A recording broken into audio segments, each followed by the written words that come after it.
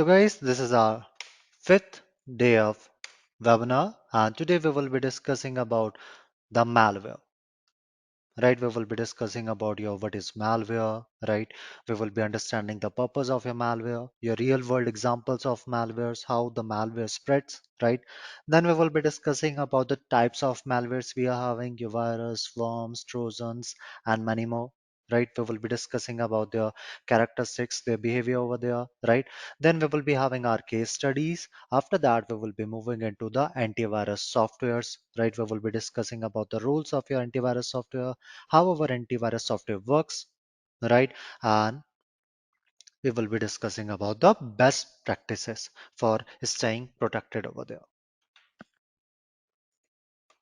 So when we are talking about your malware, malware is what stands for your malicious software, right? It will be the combination of your two words, your mal plus ware, which stands for your malicious software, right? So a malware is a malicious software which is going to disable or damage our computer system and will be providing the full control to the attacker at that time or in the future of our system over there. That is what a malware is. So when we are talking about the malware, we are also having the components of the malwares, right? So over here, at the very first, we are having your crypto,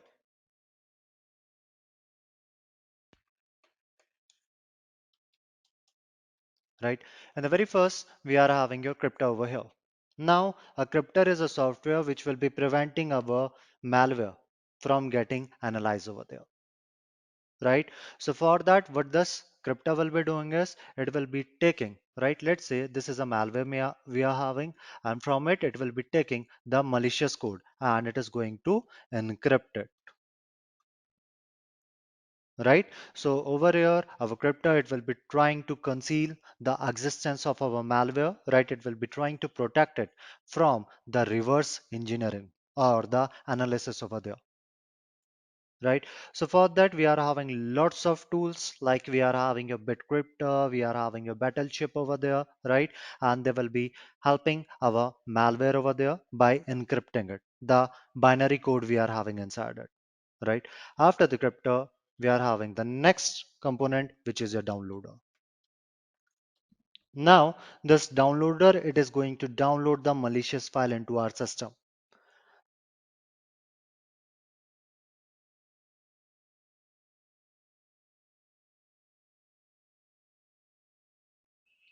right? So over here, what will be happening is whenever we will be going into the internet, we will be trying to download any game, any application, any file, or we are clicking on our, you can say, email, right? We are trying to download the attachments we are having inside those emails, right? A malware will be getting downloaded, right? It will be getting downloaded inside our system, right? So after that, that particular malware, it will be trying to communicate with the attacker so that it can install the additional malicious files inside our system, right? It will be trying to download the additional components we are having of malware over there, right? So once our system, it will be getting affected, right? So the very first thing our attacker will be trying to do is over there, it will be trying to download the other malware inside our system to keep the exploitation phase going on over there, right? So for that, we are having this downloader, which is going to download the additional harmful program inside our system, right? So over here, this downloader, it is not carrying any malware inside it, right? Itself, it is not carrying any malware over there. That is why it can easily go through our defenders, right? It won't be getting, you can say, detected over there, right? So that it will be able to pass through our anti-malware scanners we are having. So for that, we are having some famous downloaders like we are having a Trojan dot downloader, right? We are having a Godzilla. After the downloader, we are having our injector. Now, this injector over here, it will be injecting the malicious code into the services we are having, the running programs we are having, the running processes we are having, right? It will be injecting the malicious code inside our running services over there, right? So this injector, it will be helping our malware from the removal, right? Like over here, let's say we are having the calculator, right? Inside our Windows, we are having this calculator.exe, right? So what this malware will be doing is it is going to inject this malicious code inside this calculator.exe. So whenever we will be opening our task manager, we will be looking for the process, right? It will be showing us this calculator.exe is working, right? It is not going to show that a malware is working over there. So that is what we are having our injector. After the injector, we are having our exploit.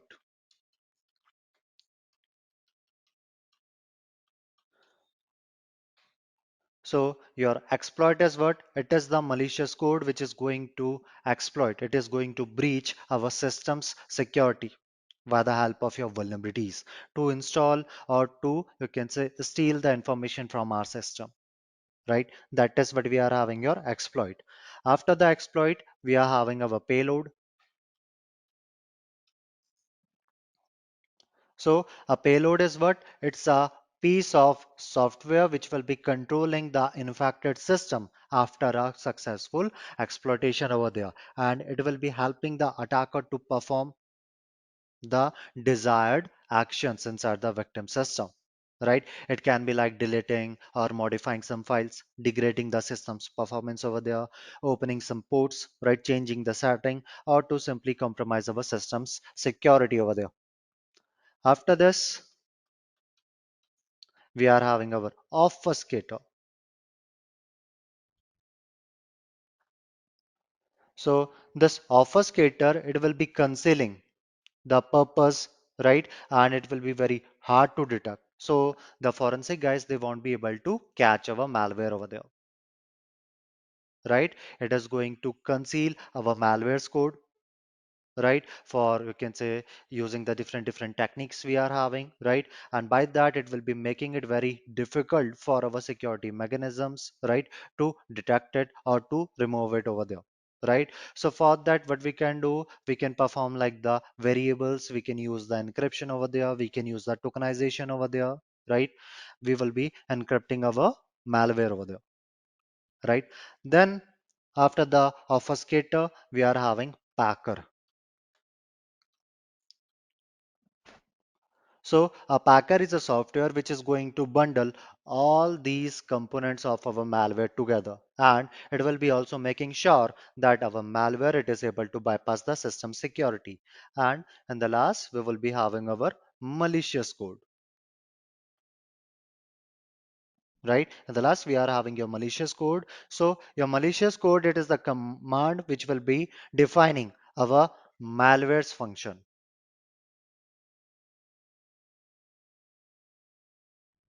Right? So these are what? These are the components of our malware. Like if we will be going into the market and let's say we have to purchase a car, right? So in the showroom, we are not saying that I have to purchase a window, I have to purchase an engine, I have to purchase some tires, but we will be saying that we have to purchase a car over there, right? So same we are having for the malware also, right? So all these components, they will be working together over there inside the malware. Now, depending upon the malware,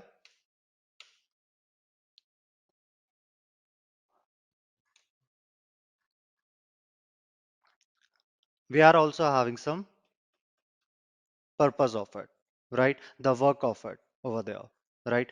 See, whenever our malware it is going to infect our system, right? There will be some purposes for it, right? So for that, what it can do, like it can perform the extortion, right? It can perform the extortion over there,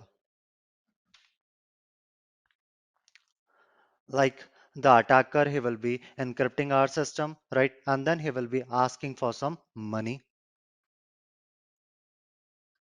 right? It will be asking for some money over there, like we are having your ransomware, right? So this malware, it can be used for the extortion, right? Like for asking for the money. Then we are having your theft, right? So we can also use the malware for stealing some information like your credit card number, your financial information over there, right? After this, we are having this commerce, right? Now let's say over here, our attacker, he will be coming, right? And he have to compromise some systems inside a particular organization. So for that, what he will be doing is he can use phishing over there, right? The attacker, he can use phishing over there, but it will be taking lot of time if he will be sending these phishing mails to all of the employees we are having. So for that, he will be performing your mass mailing, right? In which he will be sending the same message to thousands of the users over there. Then it will be, he will be, you can say, depending over the victims, like who will be clicking on that particular attachment, who will be executing it, who is not using a proper antivirus over there, right? Who is not maintaining a proper security inside his system, right? So for that, he will be depending upon the victim. Then we are having a terrorism, right? So over here, the attackers, they can also use the malware for spreading the terrorism over there, right? So for that, Stuxnet. So over here we are having the attack with the name Stuxnet, right? So this was the attack, right, which was being done by your US, right? And over there they were almost compromised the nuclear power plant, right, and the Iran, right? They almost compromise the nuclear power plant in the Iran over there, right? So whenever this word terrorism, right, or your cyber terrorism, it will be coming, right? There will be always the loss of human life. So and any cyber activity which is leading to your loss of human life, it will be coming under your cyber terrorism, and the peoples who are responsible for it, they will be known as your cyber terrorists over there, right? So over here we are having our terrorism, right? After this we are having our mischief, right? So in the mischief, what the attackers, what they will be doing is they will be creating some harmful behavior, right, which will be creating some annoyance over there, right, to damage the reputation of a particular organization, right? Like we are having pranks, right, or we are having your vandalisms over there, right? So with the help of your malwares, what the attacker will be doing is they will be creating the mischief over there, right? Like you guys have heard about the attack with the name, a virus attack with the name I love you, right? So over there, what it was doing is it was making a line like I love you written over there, right? Along with that, we were also having the attack with the name creeper virus,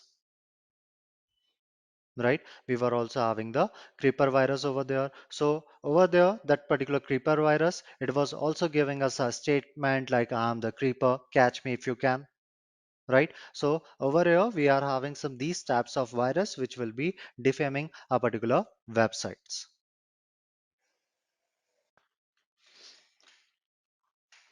So one way we are having your phishing, right? So in this, what the attacker will be doing is they will be gathering our email address,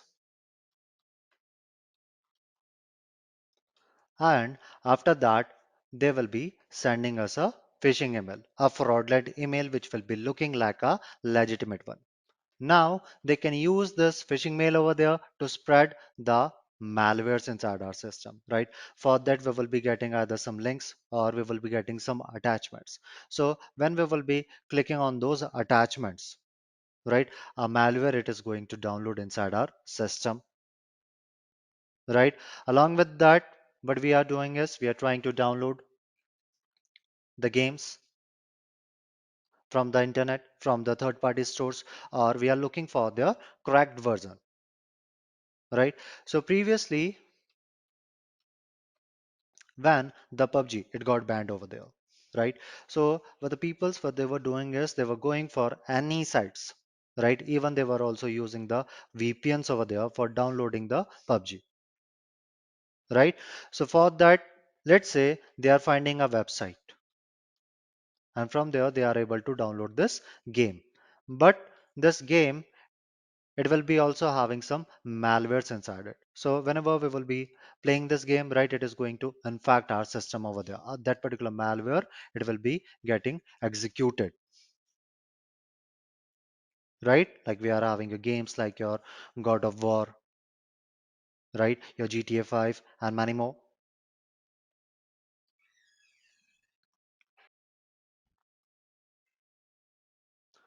So what will be happening is like whenever we are trying to download any movies, any games from the torrent, right, we will be also getting lots of ads,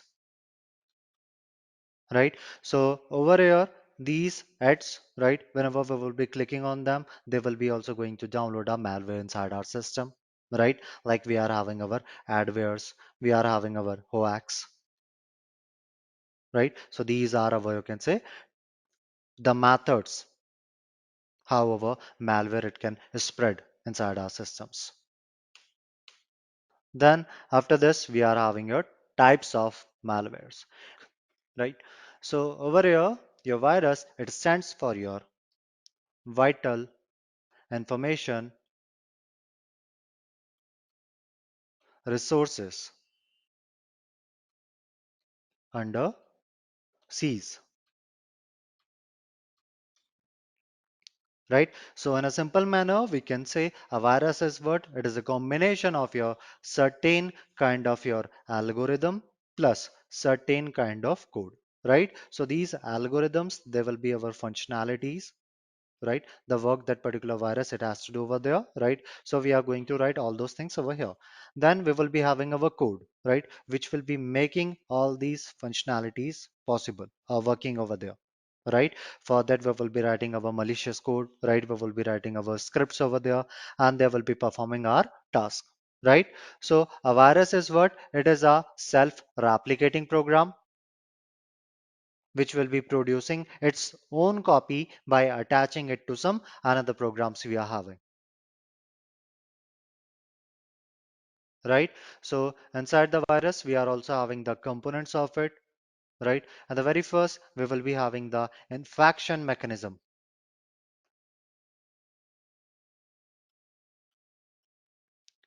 right?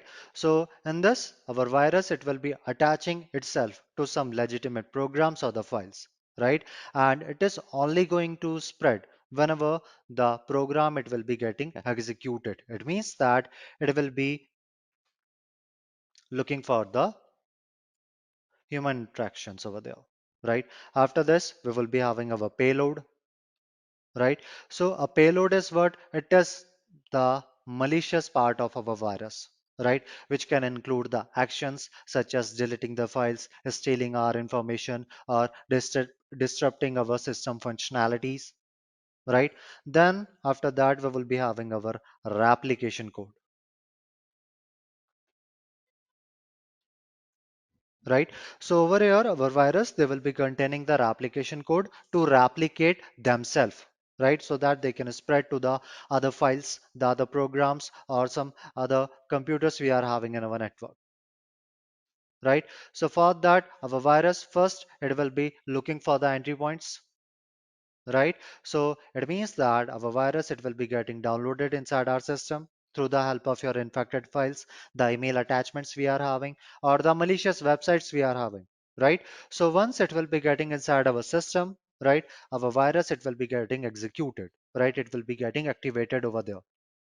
So over there, this particular process, it can also happen immediately, right? Or maybe it is having some conditions, right? It may be like your date, it may be like your user actions over there, right? So once our virus it has been installed, right? It has been activated over there, then our virus, it will be performing the replication. It will be trying to replicate itself by attaching to some other programs or files we are having, right? And the last, our virus, it will be executing its payload, right, which will be causing the intended actions of the attacker, right? It will be causing the intended damage to our systems over there, right? It can be from your corrupting the files, right, to our stealing the sensitive information we are having inside of a system, right? So to mitigate the virus, we have to use a legitimate antivirus software over there, a reputable antivirus software over there, right? We have to keep our softwares up to date, right? So that our systems, our softwares, they will be patched to all the known vulnerabilities we are having, right? That our virus might exploit over there, right? We will be only downloading the files or clicking on the links only on the known sources, right? We are not going to download any files, any games over there, any application over there, or we will be clicking on the links. No, right? We won't be doing all those things inside the suspicious places, inside the suspicious websites over there, right? Along with that, we have to be cautious with our email attachments if we are finding a unfamiliar sender, right? Because many a times of a virus, it will be spreading through your emails over there, right? And we have to also regularly back up our important data, which will be mitigating the impact of your viruses over there, right? Which will be having, or which will be, you can say, going to steal our information, right? Deleting our data over there.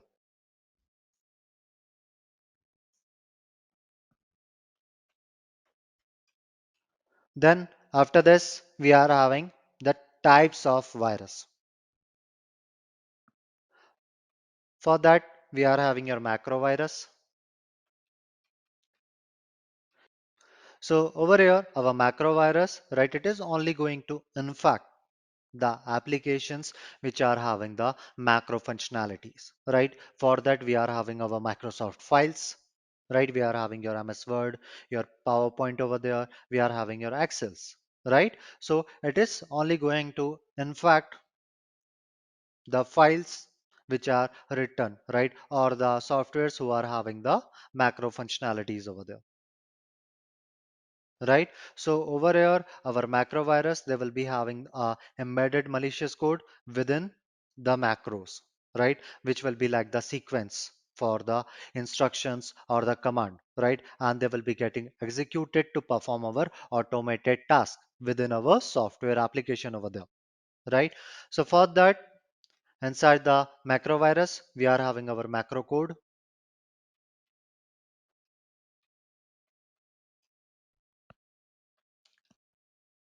and we are having our application over here. Now, this macro code, it is the component or a core component of our microvirus we are having, right? Your malicious code, which will be getting embedded within our macro itself over there, right? And this macro code, it can perform the actions like damaging our files, spreading the virus, or carrying out some other malicious activities over there. Then after this, we are having this application, right? So over here, our macro virus, it is going to attach itself to the documents we are having, right? The PowerPoint presentations we are having, right? The applications that are supporting our macros, right? So it will be getting executed whenever a user, he will be opening his file, his Microsoft file, right? Infected Microsoft file over there, which has been infected with this macro virus we are having, right? And then it will be taking the advantage of our automatic execution of our macros, right?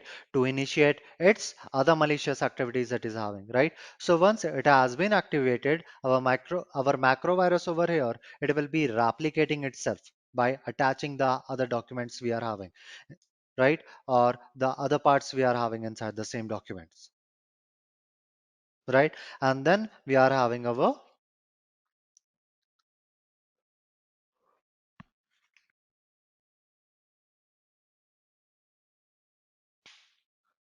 the payload execution, right? So over here, our macro virus, it is going to execute its code, right? Which will be having the functionalities like corrupting the files, deleting the data, or even spreading to other documents we are having inside the same computer or the network,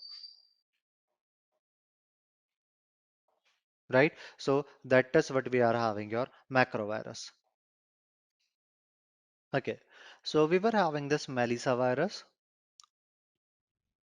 on your 90s over there, right? So this Melissa virus, it was spreading through our Microsoft document, right?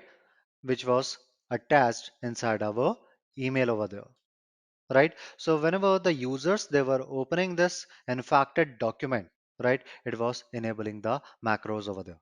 It was enabling this macro virus over there, right? And then it can replicate itself, right? Or it can send the infected document, right? It can send the infected document to the first 50 email address we are having inside our Outlook, right? So with the help of this Melissa virus, right, the attacker, he can also forward the infected files, right, to the 50 other users over there, which we will be having inside our Outlook, right? So that is what we are having your macro virus over here. Then after this, we are having your stealth virus.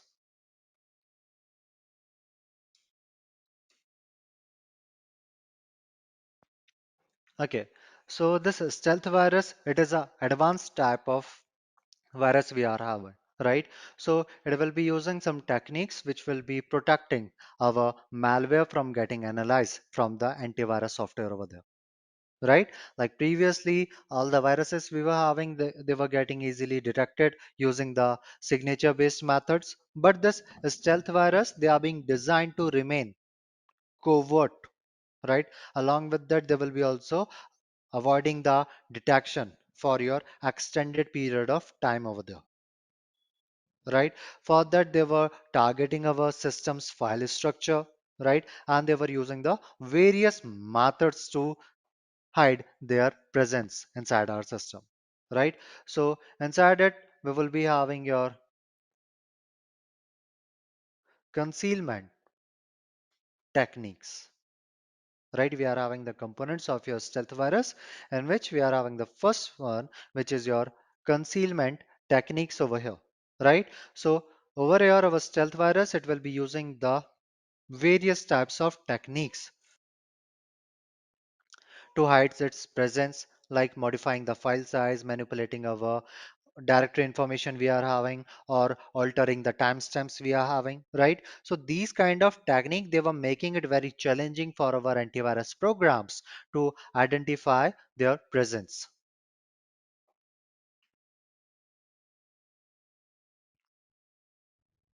Then we were having our code encryption, right? So some of the stealth virus, right, they were also having this code encryption, which was helping them to obfuscate their malicious instruction, right? By that, we are going to encrypt our malicious code, right? So it will be becoming more difficult for our signature based detection methods to recognize the pattern of a particular malware over there, right? Then we were having your resident, your memory resident over here, right? So many of our stealth virus, they will be residing inside our system's memory, right? Which will be making it very difficult, very challenging to detect their presence, right?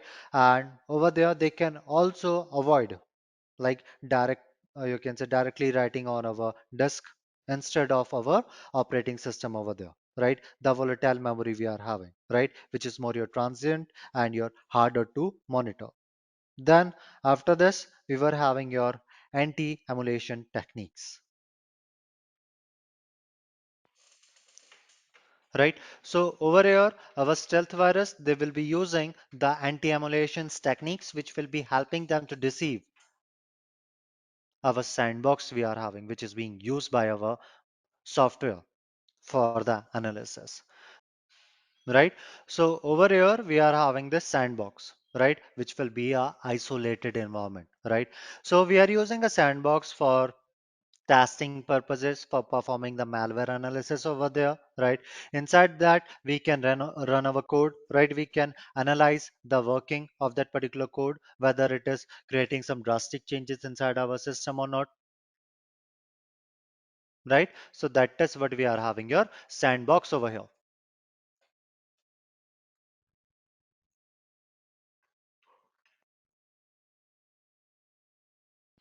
So by using the sandbox, right? By using the sandbox, our antivirus program, right, they will be performing the analysis of our applications, right? So inside this anti-emulation techniques, our stealth virus, they were also having this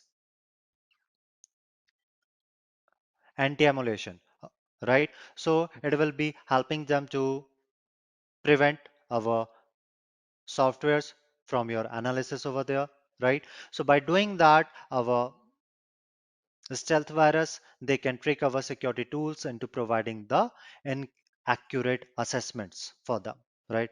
Then we are having our polymorphic, the polymorphic capabilities. So over here, our stealth virus, they will be also having this polymorphic capabilities. It means that they can change their code, their appearance, right? They can change their code, their appearance they are having dynamically, right? So this type of, you can say, polymorphicum, right? So what it will be doing is, like, let's say over here this is our virus, right? This is our virus we are having. Now this time it will be having the outcome, right, or the signature of your virus. Let's say it is like a 1234, but then it will be infecting another file and it is going to create another outcome of it, like 4321. So our simple signature based firewall, they won't be able to detect them, right? So over here, let's say this is our stealth virus, right? So it will be containing a legitimate file and it will be containing our malicious code, right? So whenever antivirus software, it will be coming and it will be asking, show me the content, right? What content you are bringing over here. So this time, this is stealth virus. It will be showing the legitimate file to this antivirus, right? And it will be hiding this malicious file in some background. So this antivirus, it will be checking the legitimate file and it will be saying that, oh, everything is fine over here. Then it will be allowing this stealth virus over here, right? So for preventing the stealth virus, we should be having a up-to-date antivirus over there. Then after this, we are having your cavity virus. So cavity virus, it is also a very difficult virus to catch over there, right? Because it is not going to attach with some files. Instead of that, it will be getting filled in the empty spaces of our system program over there. So that is what we are having your cavity virus. Then after this, we are having our boot sector virus, right? So this boot sector virus, what it is going to do, it is going to infect the MBR we are having in our system, right? The boot record we are having in our system over there, or inside our, you can say, the boot sector, right, of our storage device over there, right? So this MBR, it is one of the crucial part we are having of our system, of our storage devices, right? Because it will be containing all the information that is being needed to boot our operating system. So this boot sector virus, it will be targeting this MBR, right? It will be targeting this MBR over here, and over there it can change the location of our MBR. Like we are having our MBR inside the sector 0, right? Inside our hard disk we are having this MBR inside this sector 0. So over there it can change the location of this MBR into some other location, right, from your sector 0 to some other sector. right? So whenever we will be booting our system, a fake MBR, it will be getting executed, right? Then it will be providing the control to the attacker. After that, it will be providing the current to this original MBR. Then our system, it will be getting boot up, right? So we were having your MBR inside the BIOS, your basic input output system, right? So nowadays we are using this UEFI over here, your Unified Extensible Firmware Interface, right?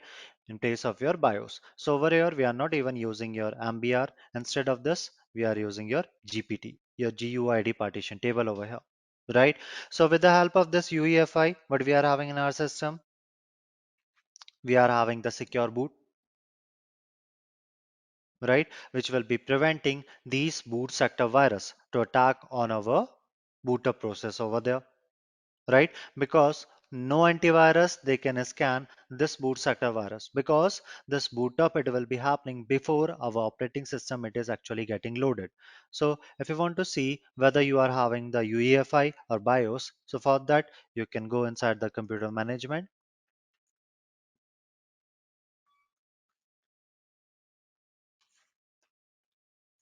right? From here you can click on the disk management.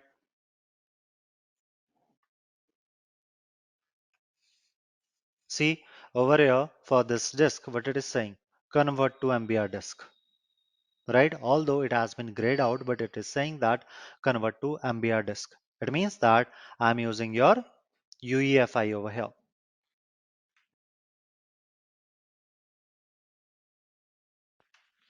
right? Then we are having your polymorphic virus. So a polymorphic virus, right? It will be having algorithm, it will be having code over there, right? So what this polymorphic virus will be doing is like every time it will be attaching to some new files, right? The algorithm, it will be remaining same, but the code, it will be getting changed over there, right? So let's say this is the polymorphic virus we are having. Inside this, we are having our algorithm, which are having the functionalities. Like let's say the first one, it is saying that it has to delete the file, right? And the second one, it is saying that it has to forward some file,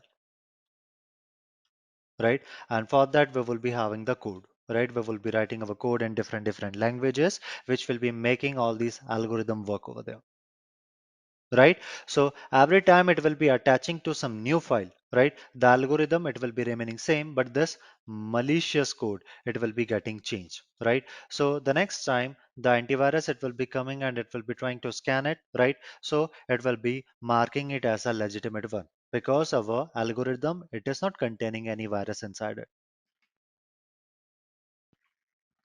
right? So this is what our polymorphic virus we are having.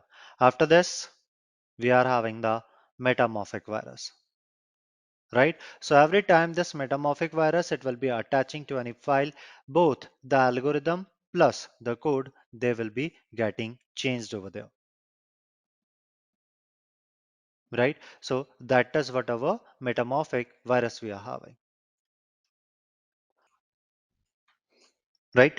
So over here, when we are talking about the worm, right? So worm, they are not like our virus we are having, right? It means that they can travel freely over the network.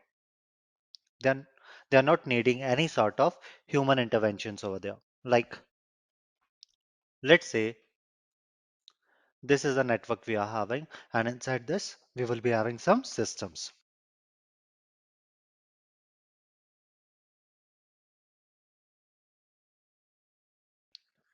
right? So out of all these systems, this system, it has been infected by a virus, right? So this virus, it is not going to infect the other systems we are having in the network, unless and until we are sharing any data with them, we are sharing any files with them, we are sharing any drives with them, right?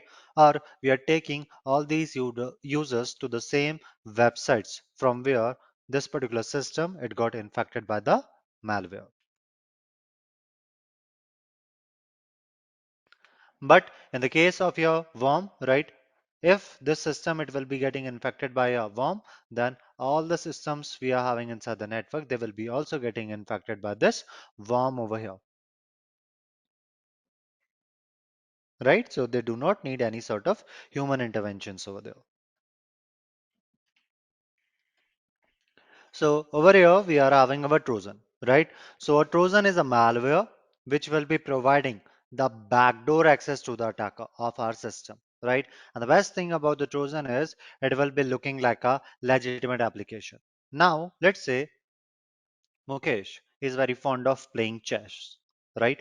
So for that, what he will be doing is he will be going into the internet and he will be downloading this chess game from there, right? So now he's playing the chess game, but in the background, it is providing the backdoor access to the attacker over there, right? So that is what a Trojan over here. Now, depending upon the Trojan, we are having types of Trojan. Like we are having our backdoor Trojan.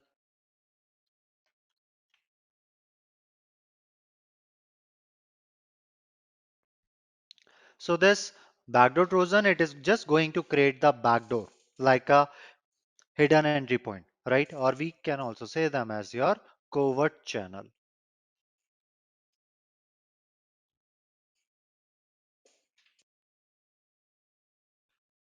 right? So it will be creating a backdoor inside of a victim system and it will be allowing the remote access to the attacker over there, right?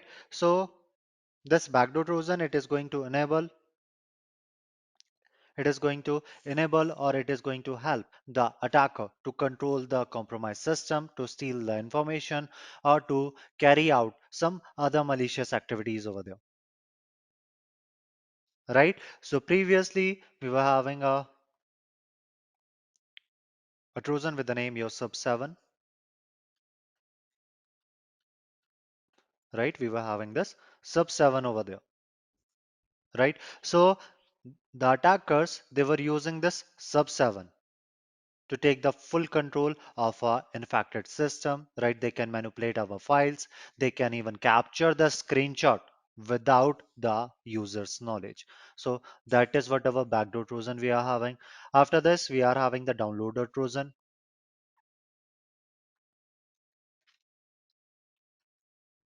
right? So this downloader Trojan, it will be focusing on downloading the additional malicious files or some payloads inside our infected system,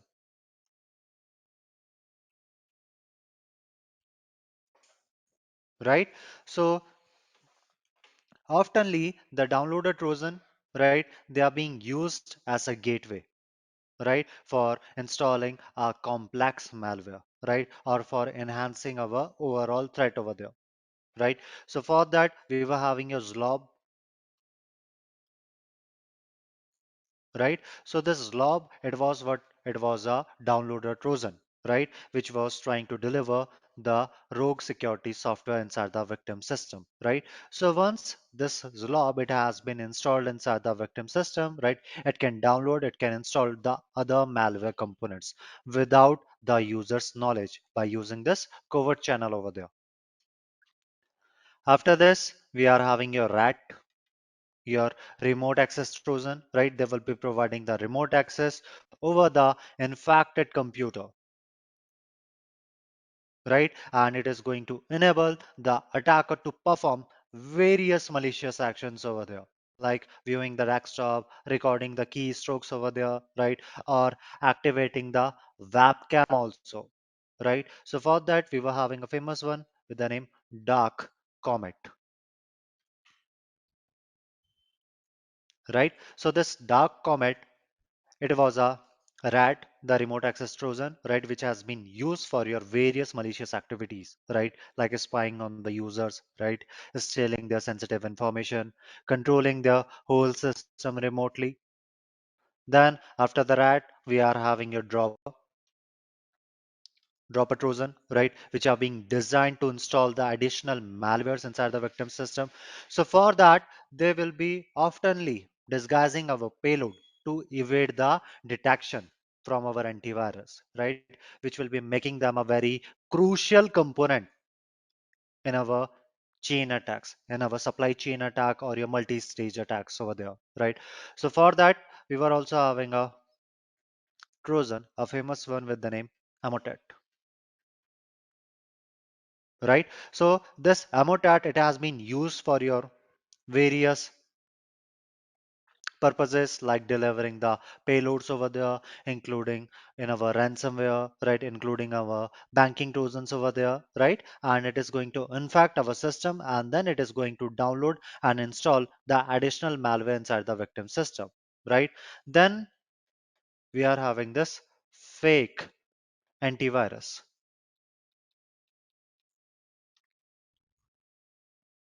Okay, so this fake antivirus Trojan, right?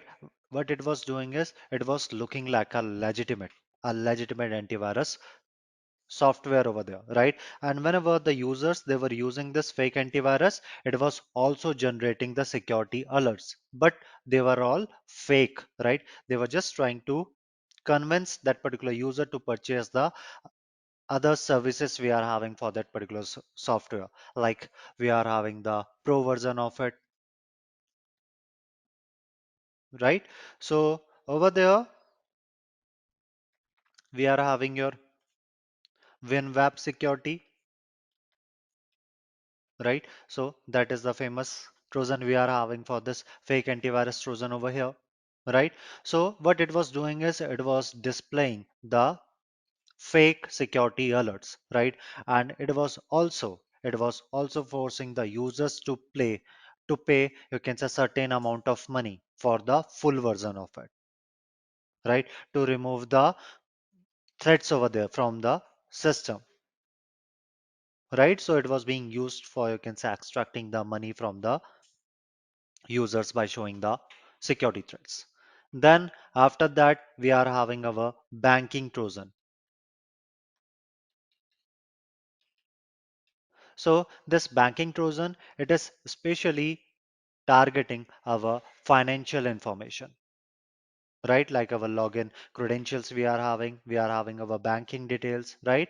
So they will be operating very, you can say, stealthily over there, right? They will be trying to attempt to intercept also like our online banking transactions we are having, right? So for that, these trojans they are being used to steal our online banking credentials, right? And for that, they will be injecting the malicious code inside our web browser. They will be trying to capture the sensitive information which we have entered during our online banking session over there, right? So these are some types of trojans we are having. Great. So over here we are having our ransomware, right? And this the attacker he is going to encrypt our system, our data over there, right? And for the decryption they will be asking for the money, right? And that particular money it is known as your ransom. That is why it is known as your ransomware over here, right? After this we are having our bots and your botnets.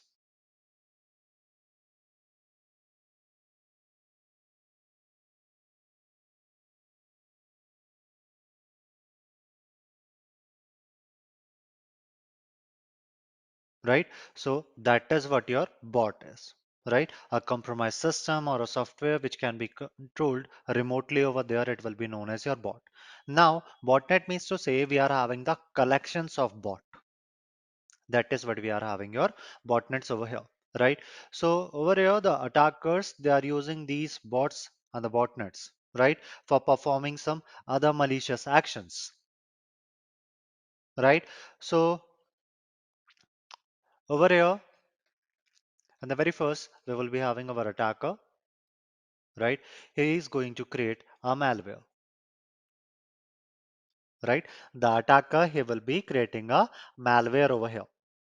Now, this particular malware, it can be delivered with the help of your phishing emails, the malicious websites we are having, or the vulnerabilities we are having, or from other sources also, right? But along with that, the attacker he will be also building a command and control server for managing all those you can say compromised systems over here, right? So over here, the attacker he will be finding the email address, right? And then he will be performing your mass mailing over here, right? So let's say we are having these systems,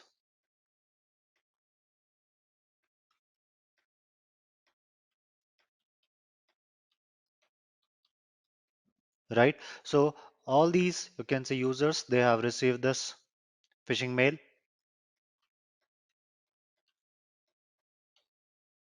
right? So what will be happening is they are going to click on the attachment, right? They are going to download the attachments over there. So once that particular malware, it will be getting installed inside their system, right? It will be trying to communicate, right? It will be trying to communicate with this command and control server, which the attacker he has configured at the time he was creating the malware, right?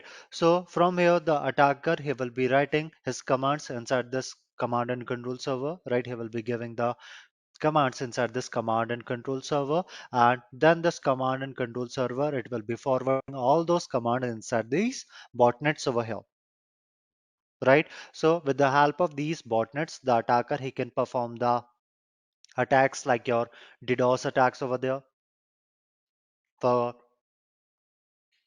eating up the resources of a particular server, right? By overwhelming a server over there, by sending the illegitimate requests, loads of requests over there, right? By performing your spam or your phishings over there, right? So the attackers, they are also using these bots and the botnets to send the massive volumes of our spammy emails or our phishing messages to deceive the people's users over there, right? Along with that, our bots, right, they are also being programmed in such a way that they will be trying to steal the login credentials, the financial information from these infected system, right? With the help of this command and control server, right, the attacker he can steal the credentials we are having inside these systems over here, right? And many times these botnets they are also getting used in our cryptojacking, right? The attacker he is hijacking all these computers to mine the cryptocurrencies without the owner's knowledge over here. Without the owner's knowledge, the attacker he is mining the cryptocurrencies inside these systems, right? And he can also steal the sensitive information from these infected systems, like their personal information, their financial data they are having, right? So to mitigating these bots, these botnets over here, right? What we have to do is we have to use our antivirus, our anti-malware systems, right? Which will be detecting and removing the bots, right? We will be keeping our systems, our software up to date, right? So that all the vulnerabilities we are having, they will be patched, the known vulnerabilities, right? We will be using a firewall, which will be monitoring and controlling the incoming as well as the outgoing network traffic, right? It means our inbound and our outbound traffic, both will be getting monitored, right? And we should be also having the IDS system, the intrusion detection system, to identify the unusual network behavior, right? We will be educating the users so that they will be able to recognize and they will be able to avoid the phishing attempts, right? So that they will be able to take the precautions over there whenever they are trying to download any files or they are clicking on a links over there. Like whenever we will be surfing on the internet over there, right? So over there, let's say we are trying to download game, right? We are trying to download a game, right? We are trying to download this God of War over there, right? So for that, what we will be doing is we will be going for your third-party stores, right? We will be looking for their crack version, right? Because the original one, it will be your paid, right? So we will be looking for the cracked version over there, right? So inside that particular websites, right, we will be getting your lots of ads over there,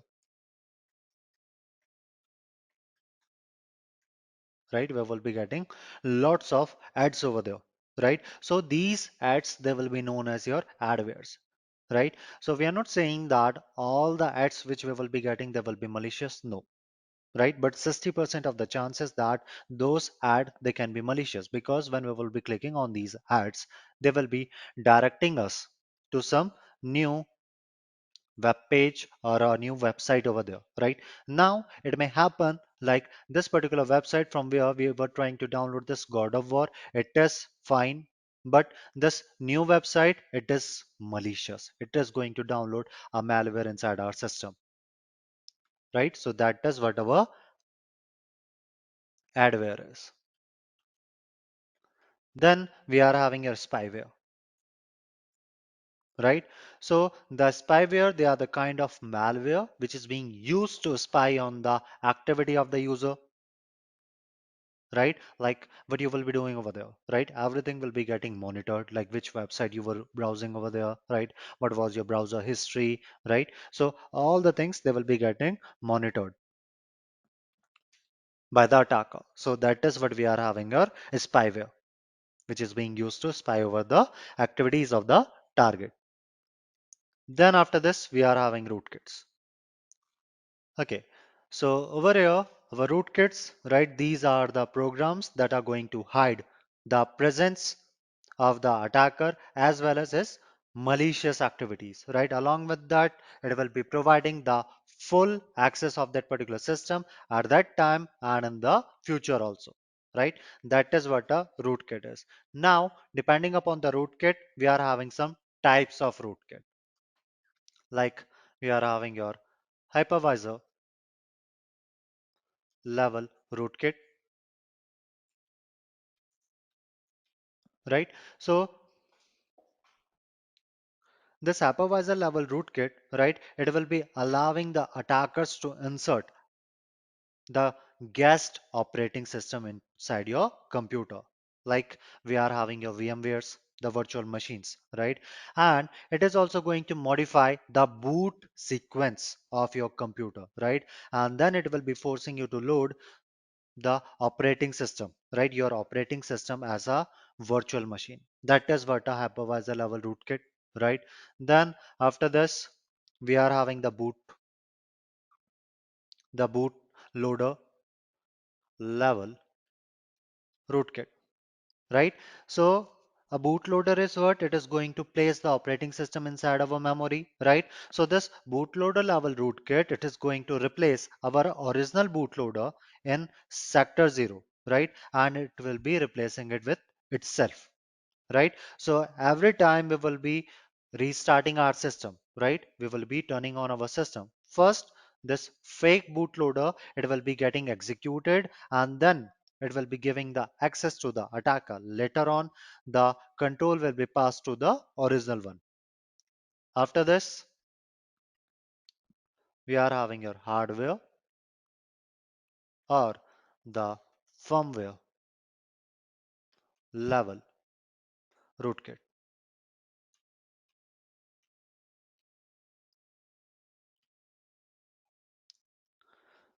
So your hardware firmware level rootkit, it is one of the most dangerous one, because like the other rootkits, right, they can be scanned by our anti-malware system, but the hardware, they are not being inspected for your code integrity, right?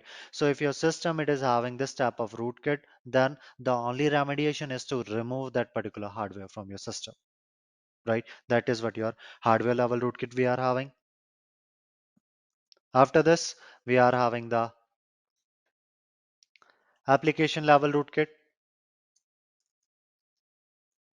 So this application level rootkit, it is going to replace or modify the behavior of our existing application by replacing our regular application binaries with the Trojan, right? For that, it will be injecting the malicious code to those application over there, right? That is what our application level rootkit we are having. Then we are having your kernel level.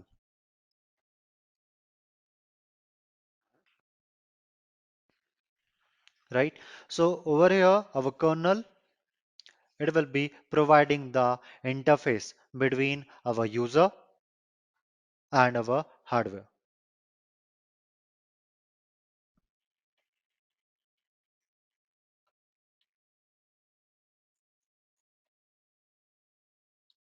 right? This kernel, it will be providing the interface between the user applications we are having and the hardwares we are having, right? So this kernel level rootkit, it will be replacing the original kernel and it will be placing itself on it, right? So every time the access it is required for our hardware, the fake kernel, it will be getting executed first and then the control will be transferred to the original one, right?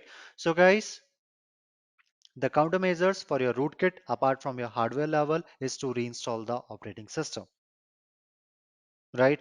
Or we have to use some rootkit scanners which will be helping us to look for these rootkits over there.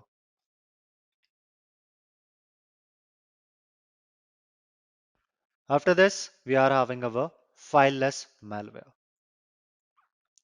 So this fileless malware, right, it will be operating inside our computer's memory, right? And it will be living, right? It will be living like your no trace on our hard drive, right? For that, it will be using a script, macros, or in our memory payloads to execute the malicious actions over there, right? So this fileless malware, right, it will be operating without leaving any traditional files or our executable code inside our victim systems or its hard drive over there, right?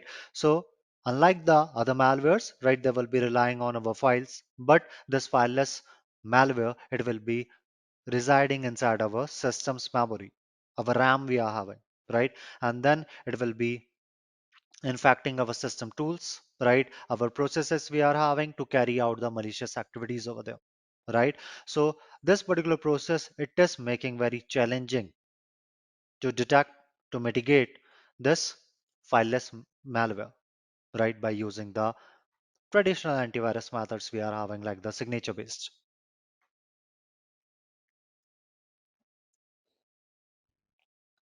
You're living off the land.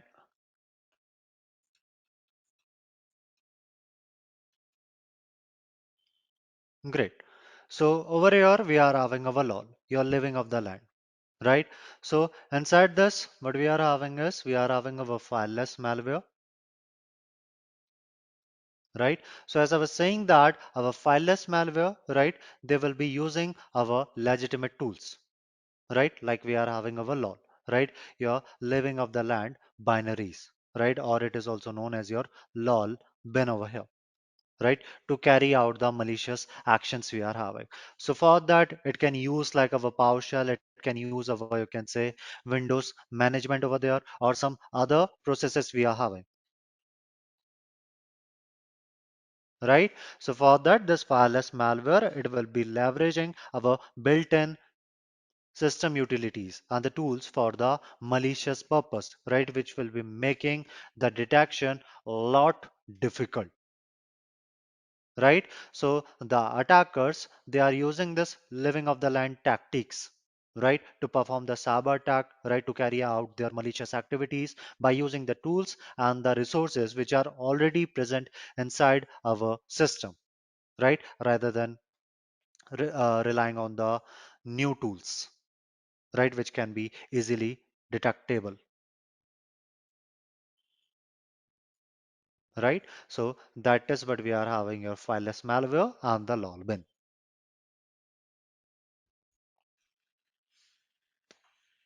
Okay, so previously we were discussing about the ads, right? The advertisement over here, right? So this malvertising, it stands for your malicious advertising over here, right? And inside this, the attackers, right? They will be using our online ads, right? They will be using the online advertisement to spread this particular malware, right? Or to perform other malicious activities over there, right? For that, the attacker, they are going to exploit our ad networks we are having, right? The legitimate ad networks we are having, they are going to exploit them. Then they will be adding, right? Then they will be adding the malware inside these ads over here, right? They will be containing the malicious code now, these ads, right?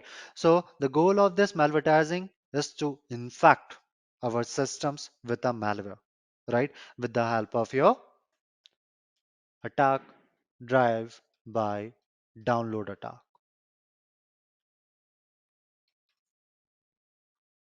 right? Or simply they can also redirect us to some other websites over there. Like previously, we were discussing about the adware. Same, what will be happening is we will be getting redirected to some new website. Now, on this particular website, it can be malicious, which is going to download the malware inside our system, right? So this malvertisement, it can also be displayed over the legitimate websites we are having, right? And the peoples, they may unknowingly they can encounter these malvertising ads while they are browsing, right? And these ads, they will be containing a malicious code, right, which will be getting executed whenever the user he will be interacting with that ad, or he will be visiting this compromise website over here. That is whatever malvertising we are having. Along with that, we are having your hoax.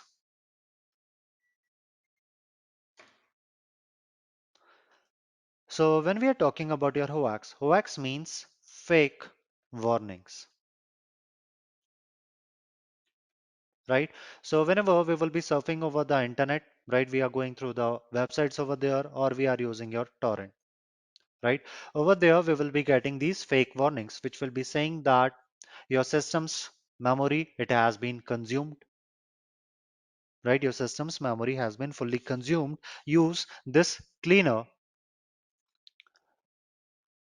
which is going to make some free spaces inside your system, right? Or it will be saying that your system, it has been infected by this malware, right? Use this antivirus, which is going to remove this malware from your system. So everything is fine with your system, right? So far everything is fine your system, but when you will be clicking, right, you will be trying to download this cleaner, you will be trying to download this antivirus over here, right? They will be what? They will be the malwares, right? After that your system will be getting infected by that. So that is what we are having here, hoax, the fake warning. Then after this, we are having our case studies. Great. So over here we are having our WannaCry ransomware, right, which is also the example for our crypto ransomware we are having, right? It is also a great example for our crypto ransomware we are having, right? So crypto ransomware means to say that the attacker, they will be using these malwares to extort the money and the cryptocurrencies over there, right?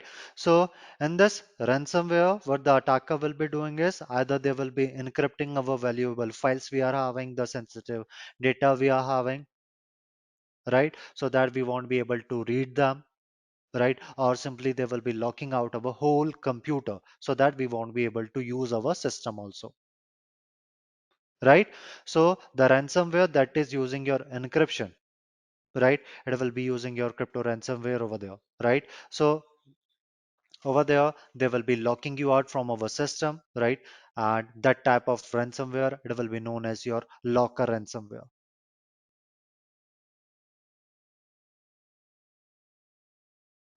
right? So what this WannaCry ransomware, what it was doing is it was encrypting, right? It was encrypting our data, right? And then it was giving us the warning that your data has been encrypted. You have to pay this much amount of money, and then you will be getting the decryption key, and then you will be able to get your data back, right? So this WannaCry ransomware, it was targeting our Windows, right? Our Windows operating system over there, right? And inside our laptops, right, inside our Windows, it was encrypting our data, and later on it was demanding for the payment of a ransom and the cryptocurrencies, especially your bitcoins, for its return over there, right? So this WannaCry ransomware, it took place in your 2017 over there, right? And it got spread through your computers, right? We were having the Microsoft Windows, right? And later on it was asking for the money, right? So it was happening because of that we were having our outdated computer system, right? We were having the, you can say, outdated version over there,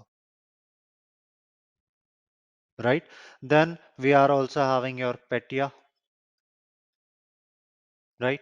So this Petya ransomware, right, it was also affecting our Microsoft Windows, right? So whenever our system, right, it will be, you can say, restarting over there, right? So this Petya ransomware, it was infecting our MBR, our master boot record, right? It was getting infected by our Petya ransomware over there. And for that, it was executing the payload, right, which was encrypting our data on our hard drive system, right? Along with that, in many scenarios, it was also locking up our whole hard drive, right? It was preventing our computer from even getting boot up completely over there, right? So that is what we were having your Petya ransomware. So this Petya ransomware, it came forward in your 2017, right? And it was getting spread with the help of your emails, your phishing emails over there. But it became famous on your 2017 over there, right? And for that it was having the new variant of it with the name not Patya, right? Which has, you can say, hidden the Ukraine over there, right? So inside the Ukraine, you can say more than your 12,000 laptops or the machines, they have encountered this non-Petya ransomware, right? And along with that, when they were observing the infection in other countries also, so they found that around, you can say, more than 60 countries they got infected by this not Petya ransomware over there, like Ukraine, US, Russia, France, UK, and many more, right? So for that, what this Petya ransomware, what it was doing is, like inside our system, we are having our MFT, your master file table, right? We are having this MFT over there, your master file table, right? So it was encrypting our system's MFT over there, which was acting like a quick reference guide for all the files which are located inside our drive, right? So since we are not able to access our MFT, right, the computer, it won't be able to find any files. So it won't be able to boot up over there, right? So once this Petya ransomware, it was getting installed inside our system, right, inside our computer over there, it was, you can say, starting the infection by infecting our MBR, our master boot record, right? So this MBR, what it will be doing is it will be loading our operating system, right? Whenever our system, it will be getting turned on over there, right? So over there, our Petya, it was forcing our computer to restart it and then present the ransom note over there, right? Present the ransom note over there. And in that particular period of time, the MFT, it was still encrypted, right? So that particular infected computer, it won't be able to access anything inside its drive. Not even it can access the operating system over there, right? So usually this Petya ransomware, it is spread through your phishing, your emails over there, right? And for that, it was using the attachment, the malicious attachment, right? And those attachments, they were having the extensions like our executable files, our zip, the PDF, right? Or it was also using different links or the websites over there, right? The online services names over there, right? So over there inside those mails, we were finding like your job offers, we were getting your job applicant applications over there, we were also getting the legal proceedings over there, right? So depending upon that, the users, they were opening all those attachments, and then this particular Petya ransomware, right, it was performing its work.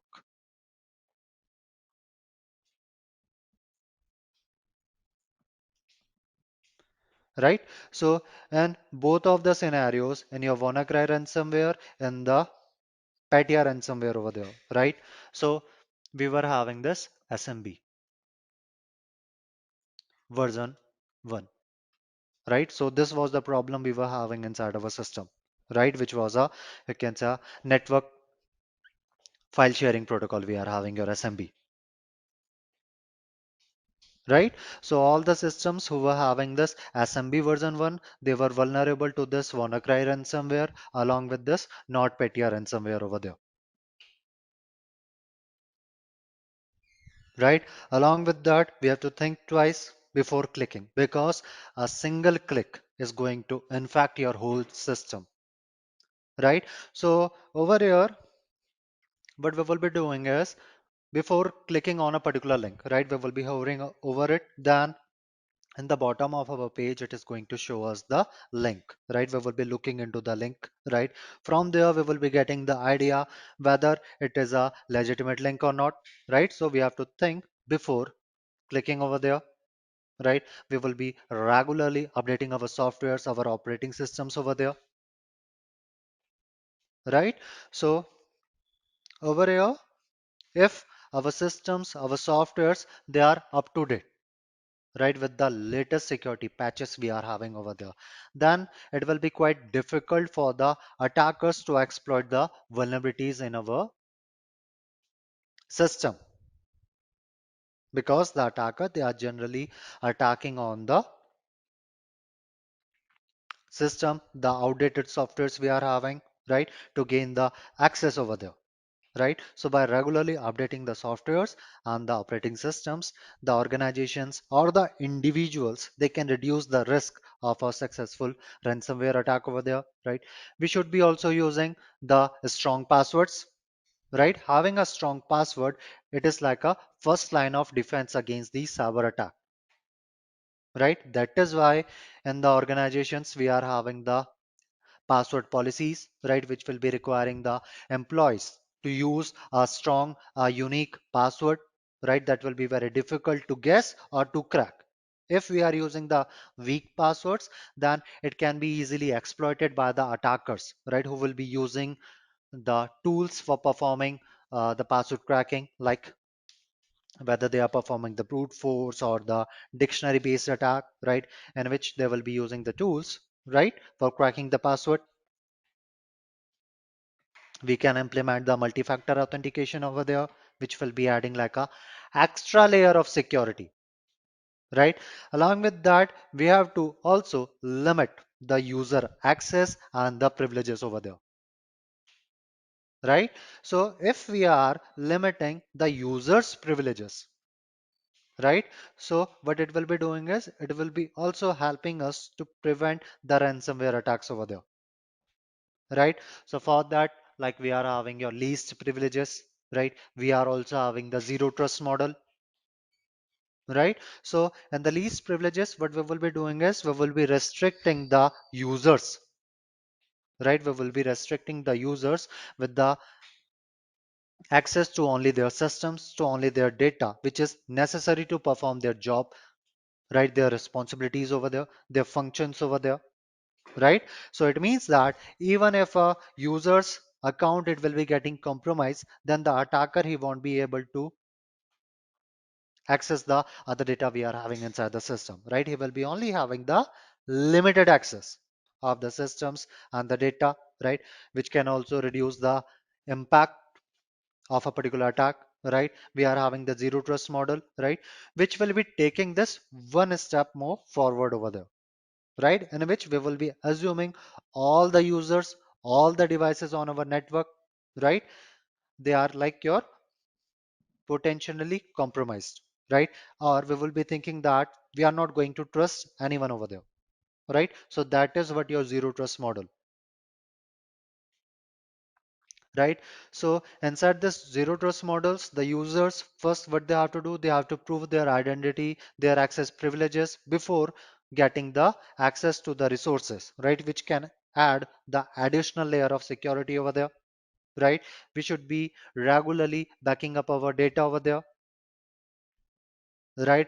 Along with that, whenever we are whenever we are accessing the Wi-Fi network, right? We have to avoid accessing the public network over there, right? Because the public Wi-Fi network, right, they won't be having any passwords, right? So there will be lots of risk which will be associated with those networks over there,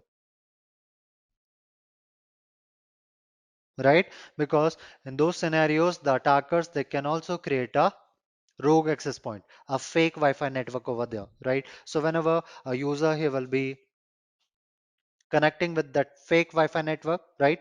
The attacker, he will be able to see what thing the user he is doing inside his system, right? He can also transfer the data like our passwords, our emails, right? Our credit card information, our banking transactions, our photograph, and many more,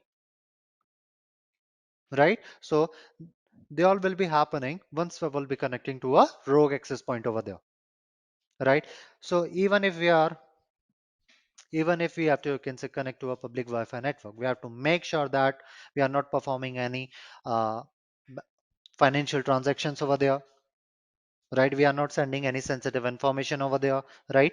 Or we have to use a VPN, which will be providing us a private network, right? A tunnel over there, and it will be protecting our all communications for us, right? Along with that, in our Windows, we are having your ransomware protection. Let me show you.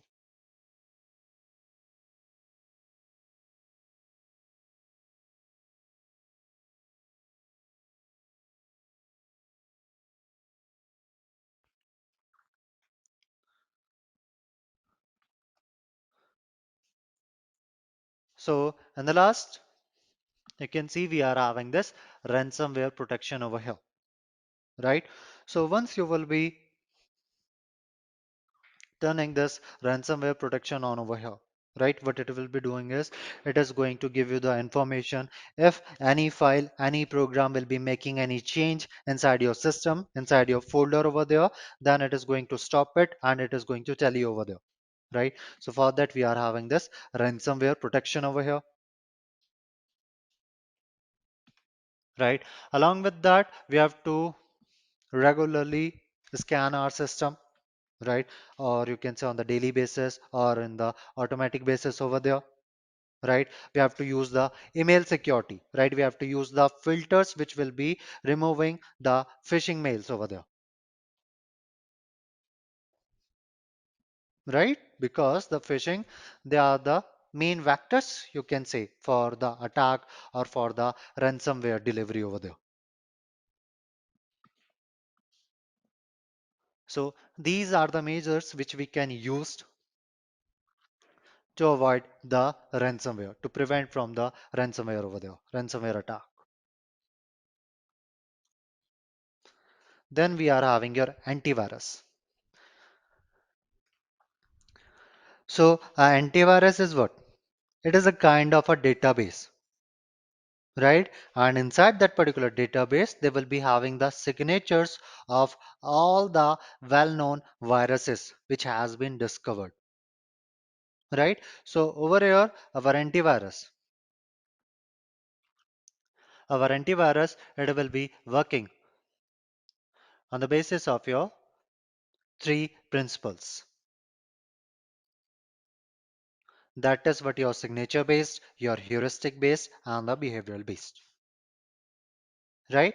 So whenever a file will be coming to your system, right, the string of that particular file, right, it will be taken by our antivirus, right, and then it will be comparing with the signature of the file, right? It will be, you can say, comparing the file signature, the string it has just, you can say, taken from that particular file which we were receiving, right, with the signature which is already present inside the database, and depending upon that, it will be telling whether that particular file it is malicious or legitimate one, right? If it will be finding that that particular file is your malicious one, then it is going to discard that particular file. But the disadvantage of your signature based over here, that it cannot detect any unknown viruses, right? So for that, to get the latest version of your viruses.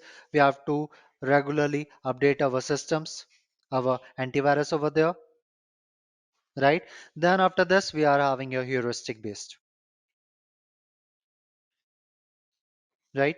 So your heuristic based word, it is your combination of your certain kind of algorithms plus signatures, right? And it can detect the unknown viruses, the viruses that they have not been discovered yet.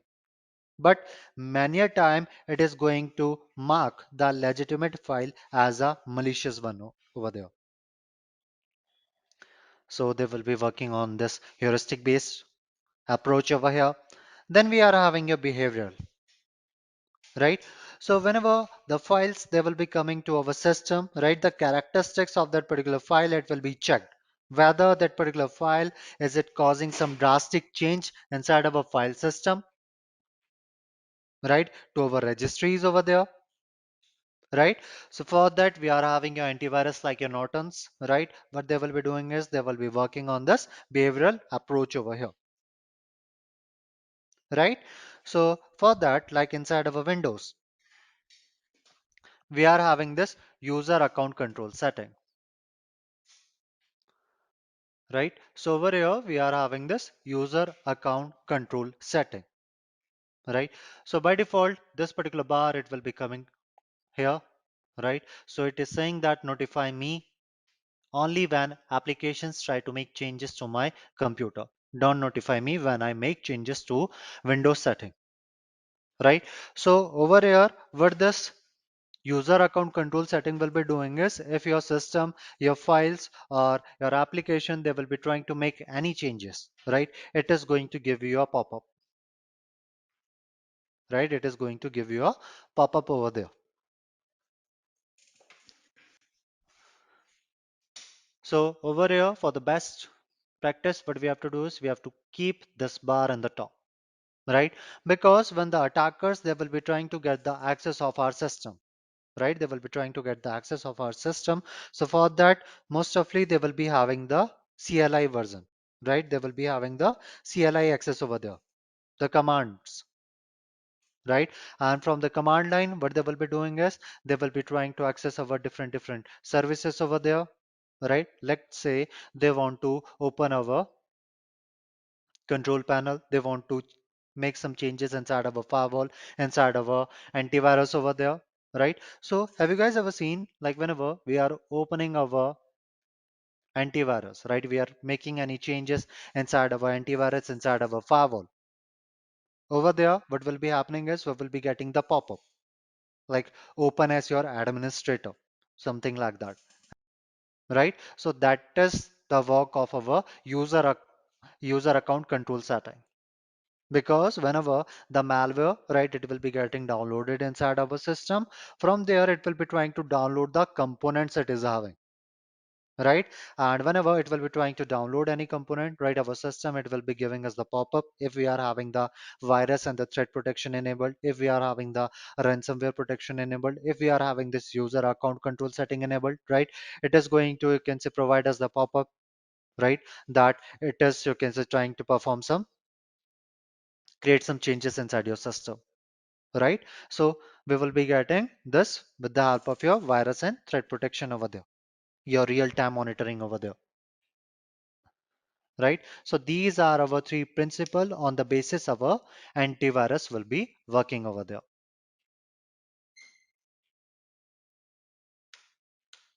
Then after this, we are having our malware analysis,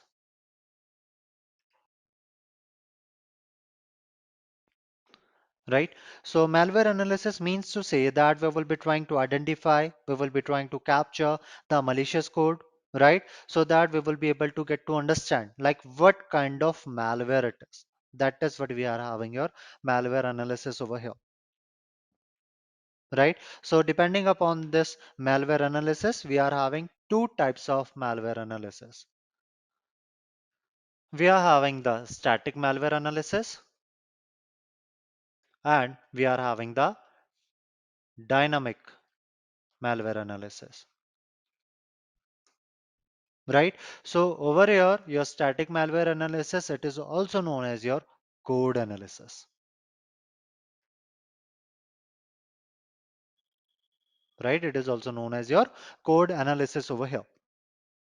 So inside this static malware analysis, we will be just going through the code, right? We are not actually executing that particular malware, right? But in the case of your dynamic malware analysis, right, we will be executing that malware, right? That is why it is also known as your behavioral analysis, right? And then we will be looking how it is making the changes over there, right? So that is what our dynamic malware analysis. But when we are performing this dynamic malware analysis, we will be having a test bed, right? We will be needing a test bed over there. So inside this test bed, we will be having our sandbox, we will be having like our VM, we will be having our operating system inside it, right? We will be having our malware analysis tools, right? We will be having our the hash values, the malware, or you can say the malicious code, right? And then we will be having your inet sim. So these are the things which we will be using inside this malware analysis over there, your dynamic malware analysis over there, right? So let's talk about the static one first. So in the static malware analysis, right, what we will be having some steps. Like in the very first, we are going to perform the file fingerprinting, right? We will be performing the file fingerprinting. For that, we will be calculating the hash, right, of our binary, right, which we have received in our malware, right? So once you have successfully calculated the hash, right, you will be going in the internet, right, and there will be site like we are having with the name virus total,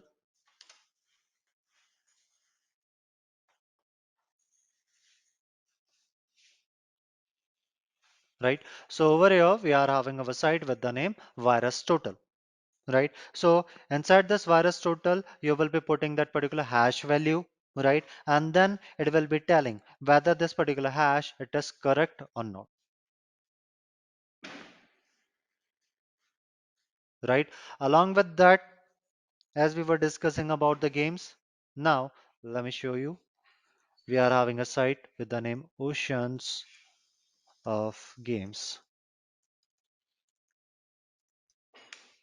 right? Over here, we are having the site with the name Ocean of Games, right? So what I will be doing is I will be putting the URL of this Ocean of Games. If I will be hitting the enter, then you can see four vendors, they are flagging this URL as malicious one, like your Avira, we are having a Kaspersky, Kuchera, right? Webroot and many more. So this is what we are having your virus total over here. Along with that, if you want to check a particular file, whether it is you can say correct or not, whether it is secure or not, then for that you can also use this virus total, right? You can just upload that particular file and it is having the size value of your 650 MB over there, right? So once you have performed this online scanning or the local scanning over here, right? Then you will be performing the string search, right? You will be performing the string search over there, right? Like whatever string they have been embedded inside that particular malware or inside that particular malicious code, you will be trying to find all those information out, right? And after that, you will be looking for the obfuscator, right? You will be trying to look for the obfuscator, the packer over there. Like we will be looking for the elements that have been used for packing a particular malware, right? For concealing the purpose of that particular malware over there, right? So we are going to identify it. Then after that, we will be looking for the portable executable, your PE over there, right? Because our portable executable, they will be storing the metadata about a program, right? So to get the complete information about the programs, we will be also finding the portable executables over there, right? We will be looking for the file dependencies, right? We will be looking for the running exe files over there, right? Then after that, we will be performing the malware disassembly,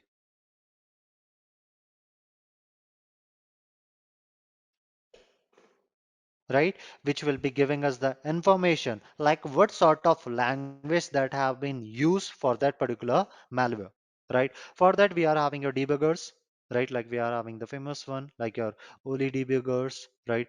From the Microsoft, we are having your Windows debugger. You guys can play with them, right? Along with that, we are also having a tool, your malware analysis tool with the name IDA Pro, right? So that is how the static malware analysis it is being performed, right? In which we are not executing the malware. We are just going through the code it is having. After this, we are having our dynamic malware analysis,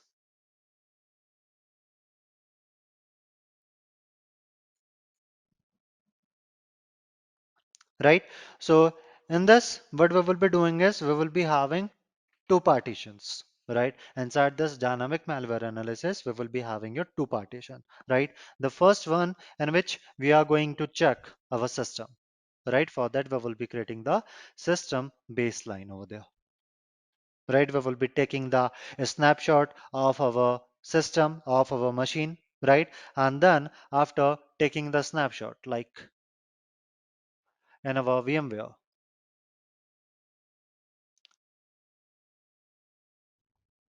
we are having the snapshot feature. Let me show you.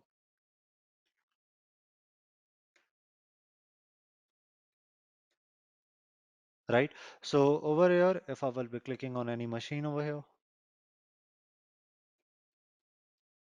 then a snapshot, then you can see I'm having the snapshots, right? So what we will be doing is first we will be taking the snapshot before actually performing this malware analysis, right? Then we will be performing the malware analysis and then we will be again taking the snapshot and then we are going to compare them, right? So that we will be able to understand what are the differences we are having, right? So this is also known as like the beta file system over there, right? So once we have performed the system baselining, then we will be having the second part, right? Which is known as your host integrity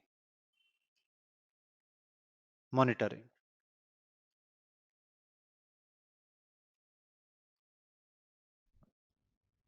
right? So inside this, what we will be doing is we will be looking for the programs, right, that are getting installed, right? We will be looking for the malwares, the programs that are getting installed in the background, right? That are getting, you can say, undetectable, the hiddens, right? For that, we will be looking all those programs over there, right? Then once we have looked for all those programs, we will be looking for the process, right?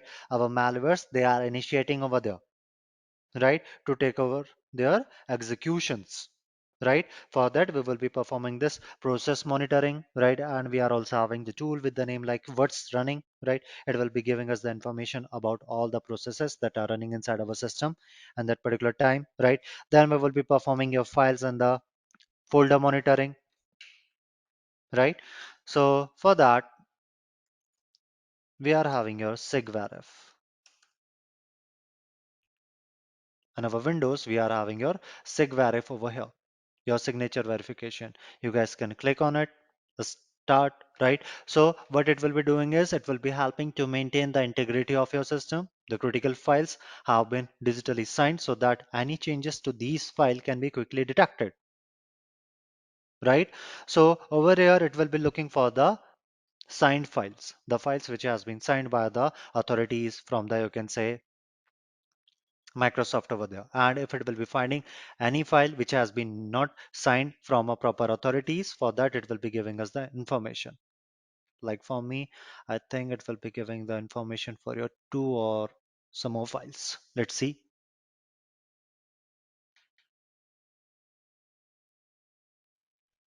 Yeah, it is giving me the information of the two files over here, right?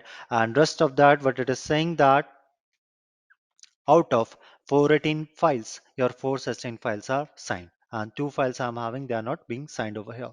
So over here, we are having this file signature verification, right, for our files and the folder monitoring, right? Then we will be performing the registry monitoring over there. We will be looking inside our network traffic, right? For that, we can use our Wireshark to monitor the traffic in our network, right? We will be looking the ports that have been used by our malwares, right? For that, we will be looking inside our network status, right? We will be looking inside our DNS over there, right? We will be also performing like the application program interface monitoring over there, right? Which will be allowing our external applications to access our operating systems, our file information over there, right? We will be looking inside our device driver that are being installed inside our system, right? So that we will be able to check the legitimacy of those devices, right? We will be looking inside our startup programs. We will be looking inside our Windows system over there, because many a time what the malware is doing is they are changing their name, right? So they are changing the name. So over here, let's say we are having a file with the name open.dll. Now the malware, what it will be doing is it will be renaming the name of that particular malware into your open.d11. Are we having any change? What do you say?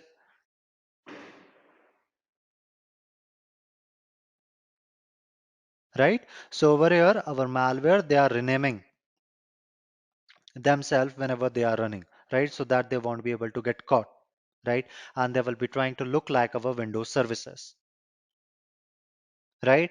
So for that, like inside of our Windows, we are having your Windows Service Manager. From there, you can verify whether they are, you can say your services, the legitimate services or not,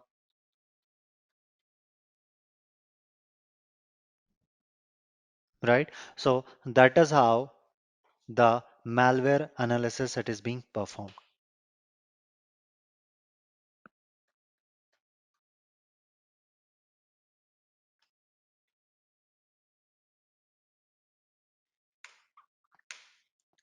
Then after this, we are having some practices for staying protected, right?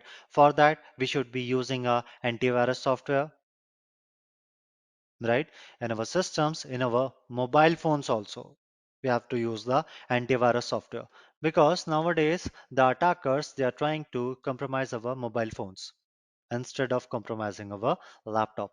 The reason, because in our mobile phones we can perform all those activities which we were doing in our laptop. Like if we have to book any ticket, we can do with the help of mobile phone. If we have to perform the financial transaction, we can do with our mobile phones, right? So as compared to our, you can say, laptop, compromising the mobile phone, it is more easier over there for the hackers, right? So we have to use a reputable software, antivirus software over there. Along with that, we have to keep our systems, our softwares up to date, right? We have to use a firewall, right? And we have to be cautious with email, right? So whenever we are getting the phishing email, right, we have to look for some red flags over there. Like over there, the greeting, right?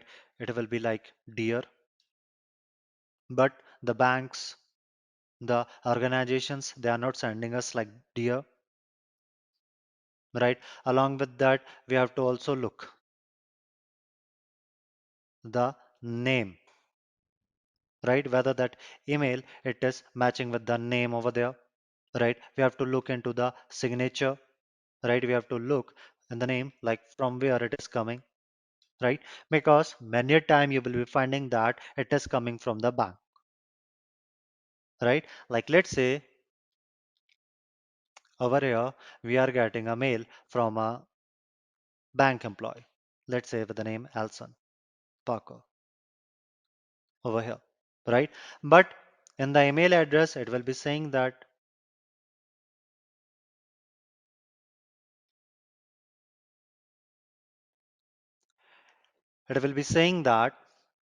Alson Parker dot some website or some other thing.com, right? It is not specifying the bank name over here. If we will be getting any mail from the bank, so it should be like at the bank name over there, right? Like over here we are having banks like your SBI, right? So if we will be getting any mail from your SBI, so that over there it should be like your Alson Parker at SBI,